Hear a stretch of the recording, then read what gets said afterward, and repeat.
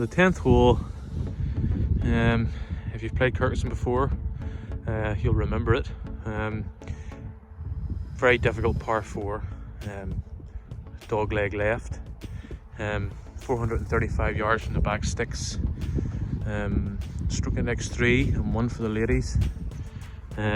Just really difficult for a few reasons, and you're really hoping for the wind to be at your back. And to be truthful, most players play the 10th hole as a par 5. So you're hitting your drive hopefully long and straight. A lot of players bail out right because you've got out of bounds tight to the left. So you're looking for a straight drive. Hitting it slightly right isn't the worst thing in the world.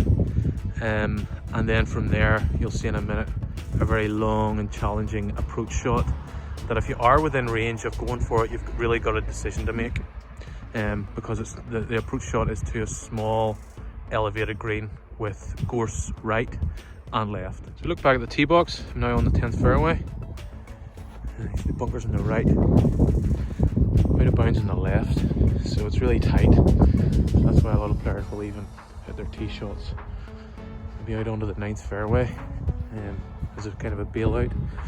Now, I'm just hoping you do hit a good tee shot. It all depends on the wind, how far you'll get down. If you're a long hitter and it's downwind, get a good bit round the corner. In the summer, if the ground's hard, you'll get a bit more run. A lot of people end up here over those bunkers in the right rough here.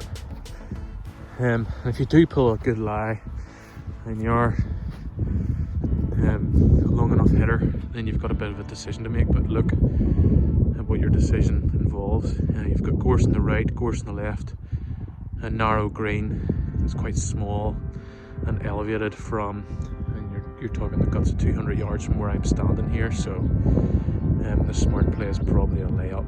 Be making some changes to this hole. It's a very difficult par 4 currently. And really we're looking at maybe pushing the tee box back a little bit and making it into a par 5, which really would be somewhat fair. And then we're opening up this area here for the approach shots. So whether you've hit currently in the current 10th, whether you've had a really great drive and you're downwind, or you've had a decent drive and then laid up, you'll lay up into this area, probably short of this hill, somewhere around here, depending on your preference. So the closer you go to the bottom of the hill, the more risk you bring into play. But from here, where I'm standing, you're talking about 140 yards. Quite a few different sort of slopes on the fairway, so stances can be somewhat tricky. But yeah, this is a good position to play your third shot, most likely from here up onto that sort of narrow. That's why you don't want to go right.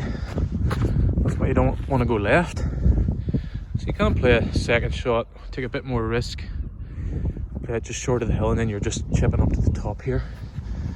So it's a fair elevation up onto this green, but in comparison to the other elevated greens, this one's much smaller and you're coming from a very difficult distance if it's your second shot. But this is the green here, relatively flat.